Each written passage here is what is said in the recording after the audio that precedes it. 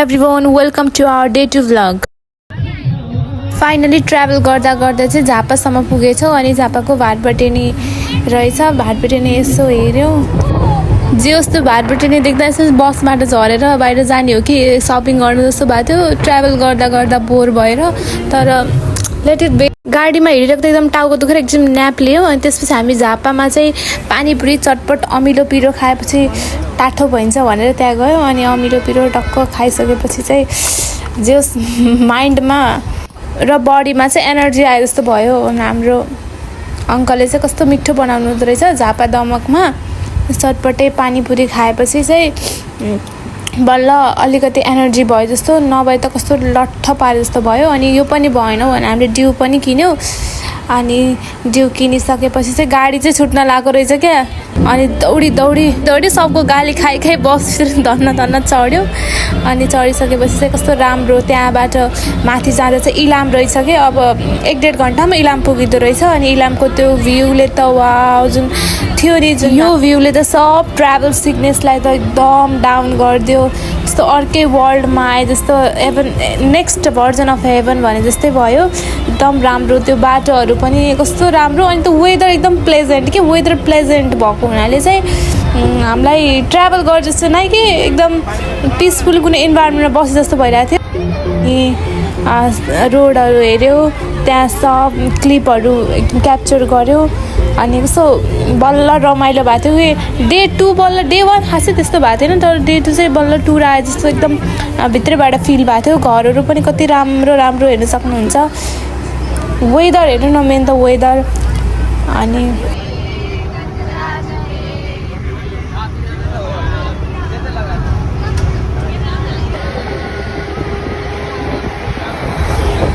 तराईको गर्मी खाएर झ्याउ लाएर पहाडतिर हुन्छ नि भ्याकेसन मनाउन गयो जस्तो भइरहेको थियो कि एकदमै राम्रो रहेछ। पर्सनली भन्दा पर्दा चाहिँ जब झापाबाट माथि लागिन्छ नि एकदमै त्यहाँ गयो भने त सब दुःख पीडा नै भुल्ने जस्तो हुँदो रहेछ। नि यसो फेरि भिडियो यताउति बनाउनै पर्यो होइन, लिपस्टिक लाउनै पर्यो। यो चाहिँ बाइ द वे लिपस्टिक लाउनु भन्दा पनि यो लिपस्टिक ट्रेन्ड रहेछ। त्यो ट्रेन्डलाई चाहिँ हामीले हाम्रो सीमा फेरि लास्ट लजाउने क्या। अनि लजाएर न भिडियो बनाउनै मानिने। अनि यत्तिकै सुपारी नै सुपारीको ट्रीहरू रहेछ पुरै। अनि त्यही उकालो लगभग कति थियो 1000 मिटर कति मिटर जतिको उचाइमा चाहिँ लाग्यो हामी। जति माथि माथि जाँदै जति माथि पुगेको थियो त्यति रिभाइभ भइरहेको थियो कि। अनि सब म मात्रै होइन कि इच एन्ड एभ्री पर्सन त्यो बसभित्र बस्ने इच एन्ड एभ्री चाहिँ त्यो नि त पहिला त्यहाँ कति झ्याउ लाग्थ्यो त्यो तराईमा हुँदा। यस्तो हिलमा आउने बित्तिकै कस्तो आफैलाई नै यस्तो फ्रेस फिल भयो जस्तो भयो। अनि यस्तो फेरि भिडियो बनाउनै पऱ्यो। अनि डान्स लाग्थ्यो बसमा चाहिँ कडा कडा गाना बजाइरहेको थियो। यसो नाच्नु पनि पऱ्यो साथीहरूसँग, होइन ग्यादर गर्नु पऱ्यो।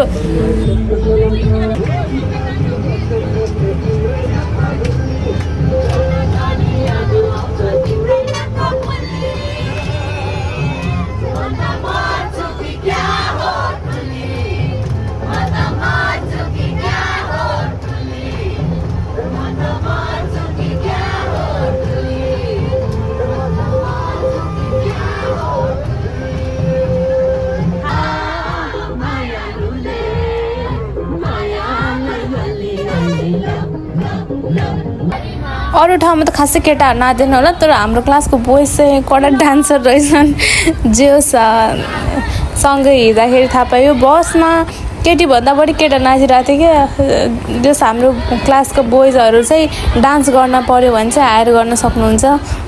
हेर्नु न भ्यू कस्तो राम्रो, कति चिसो भयो पुरा। त्यो झापामा गर्मी खाएर पुरा टाउको तातिरहेको थियो। अनि पहाड चढ्ने बित्तिकै त चिसो हुँदाखेरि त माइन्डमा पनि ब्लड सर्कुलेसन राम्रो भयो जस्तो भएको थियो कि।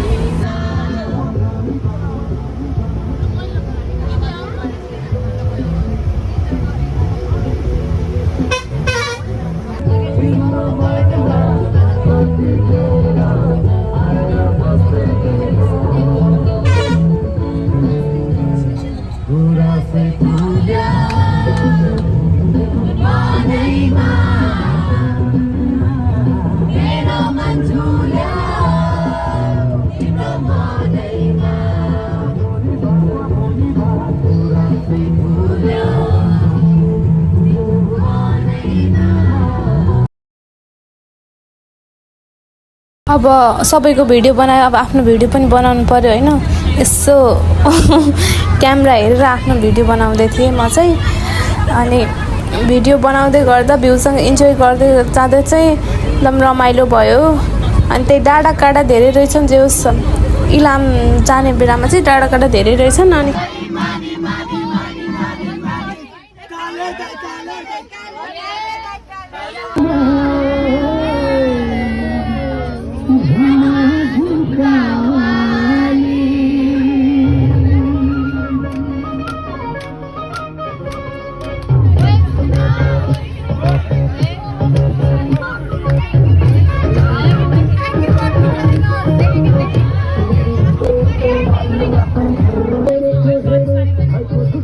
सबै कुरामा एक्सपर्ट रहेछ कि हाम्रो क्लासको केटाहरू त माने मैले।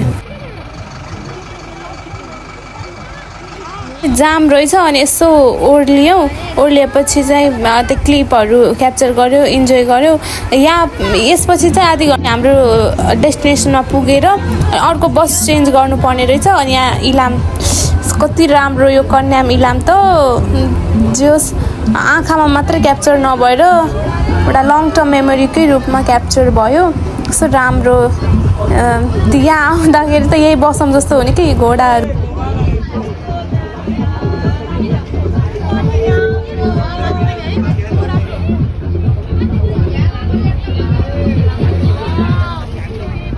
कान कस्तो राम्रो, त्यो छपक्क जेस एल्टिट्युडले धेरै फरक पार्दो रहेछ। त्यही कुरा झापामा थियो खासै राम्रो देखिया थिएन, बट यो इलाममा आइसकेपछि त कस्तो राम्रो डाँडा काँडा यही बसिरहु जस्तो लाग्यो। अनि हामी चाहिँ अगाडि ट्राभल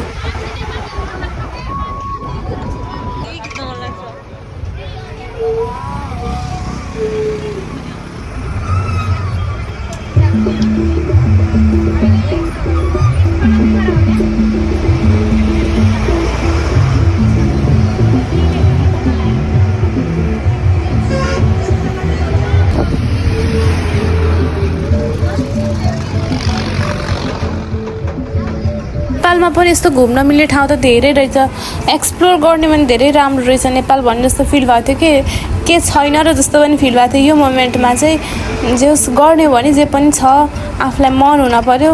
तपाईँहरू पनि तराईको गर्मी खाँदा हैरान हुनुभएको छ भने एक्सप्लोर गर्नु एकदम राम्रो राम्रो। नेपाल पनि एकदम कम छैन कि त्यत्तिकै नेपाललाई स्विजरल्यान्ड चाहिँ भनेर होइन रहेछ भन्ने जस्तो फिल भएको थियो। राम्रो, एकदम राम्रो छ। पूर्व त घुम्नै पर्ने ठाउँहरू रहेछ पूर्वमा। इलाम पनि one of the best place भन्छु मैले। त्यही मध्ये चाहिँ हामी यस्तै गरी चाहिँ अब 1-1.5 घन्टाको बाटो चाहिँ बसमा ट्राभल गरिरह्यो। बसमा ट्राभल गरेर हामीले हाम्रो डे 2 भ्लगलाई चाहिँ इन गर्छौँ। Stay tuned, by.